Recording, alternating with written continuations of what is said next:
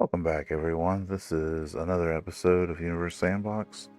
Um, I am going to be making a secondary video to the last one I made because when I was rewatching that, I realized that I started a lot of thoughts and I never actually finished them. So, to kind of make up for the poor quality of the last video, I made some models for Polyphemus, the gas giant, and Avatar, and Pandora. I think they look pretty decent, but yeah, like one of the things that I wanted to do was show you the actual picture. I mean, it's a couple of pixels wide, but this is why they believe that Alpha Centauri A has a smallish gas giant. This is a direct, well, not a direct image, but it's, it's the data from candidate 1. So, but yeah, so this is my model of Polyphemus, I believe is how you say it. I tried to make it look as close to the movie version as possible. Got some nice little bands there, from white to purple to blue. And I made a Pandora. Okay, that's the problem. I'm trying to figure out why there's no orbit for the gas giant, and it's because for some reason that got changed to black, so it was just blended in with everything. There you go. But now it's white. It stands out quite nicely. So, yeah, so I did a lot of tinkering off camera, and I came up with pretty much the perfect orbit for Polyphemus and Pandora. It's Exomoon. So we're gonna go over what makes them special.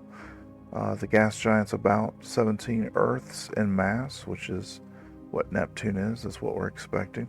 It's a little on the cold side. You saw that it's negative 30 something Celsius. Its orbital period is a year and a half, so it's pretty much directly between Mars and Earth if they were in the same system. Yeah, I've got it 1.3 AU from the Sun. Well, from Alpha Centauri A, I should say. And that seems to be the perfect distance for its moon to be as Earth-like as possible. If I put this in kilometers, you'll see that Pandora is just about 500,000 kilometers from its host planet. And the reason I did that is that's actually closer than Titan. Remember, Titan is 750,000, so it's a good bit closer, but it's also a smaller world. This isn't Saturn. Its orbital period is 10.3, and its rotational period is 10.3 Earth days as well. That means that it's landlocked. In case you didn't, sorry, landlocked. Wrong word. It's tidally locked, which just simply means that the same side of the moon is going to face the gas giant all the time. Every large moon in our solar system is tidally locked. It shows one face to the planet and one face away. So if you're on the side of the moon facing the planet spins, but it never moves in the sky, not significantly.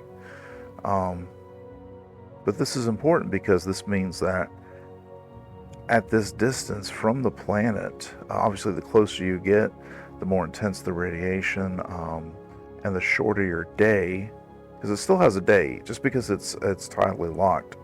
Oh, hang on a second. The mass is 0.3 Earths. Density is very similar to Earth. It's a little less.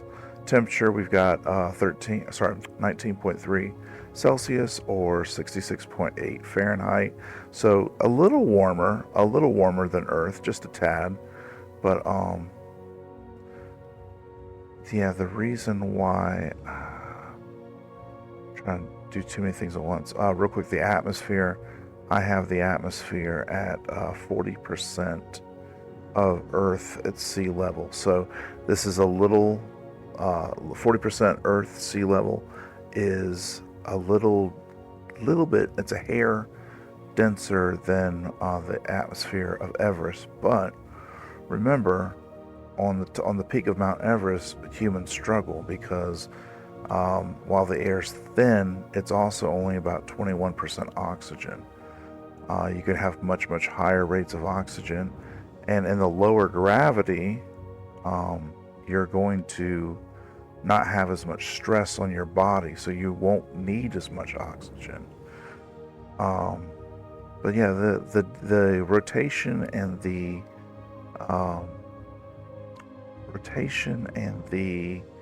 revolution being 10.3 days means that a day and night cycle is a little over 5 days each. So you got 5 days of light and 5 days of darkness. So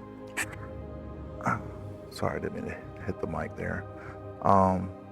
I don't believe this is entirely accurate. There's a lot of things about Universe Sandbox that are just more for the visual aesthetic, but it's simulating the magnetic field, and you'll notice that it's kind of windswept. It looks like it's teardrop shaped because, of course, the solar wind is going to push on it in the front, and that's going to elongate the magnetic field behind the planet.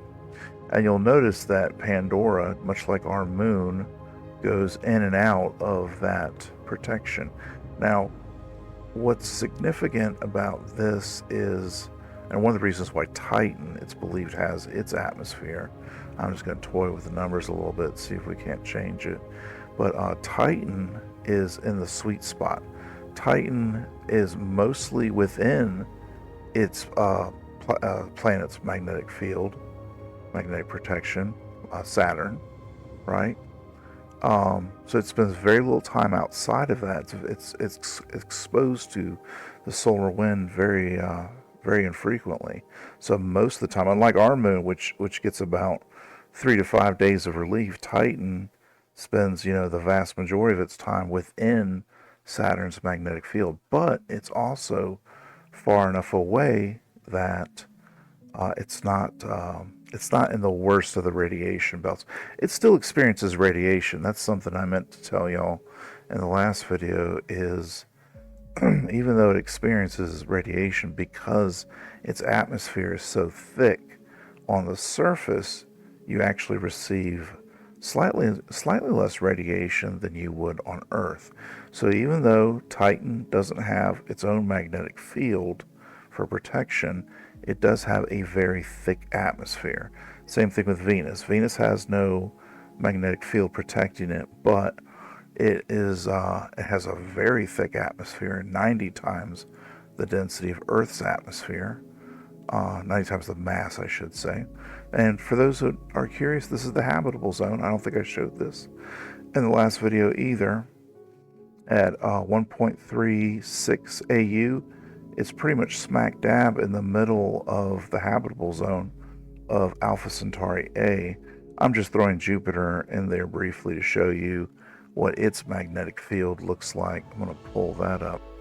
But yeah, so with exomoons, to answer the question that we've been asking this entire video, you gotta have the perfect combination of things. Now remember, Titan is the only moon in our solar system out of 7 that has a significant atmosphere. And of course, for life, you're going to need a significant atmosphere. But Titan, it doesn't have other moons pulling on it, like Europa, Ganymede, Callisto, Io. All of them interfere with each other, making it very hard to have an atmosphere.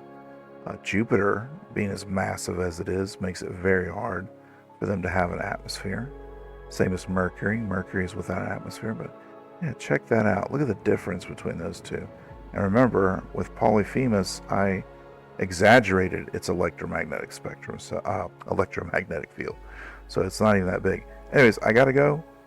Thank y'all for watching. I hope this is kind of fleshed things out a little bit. I'll talk to y'all later.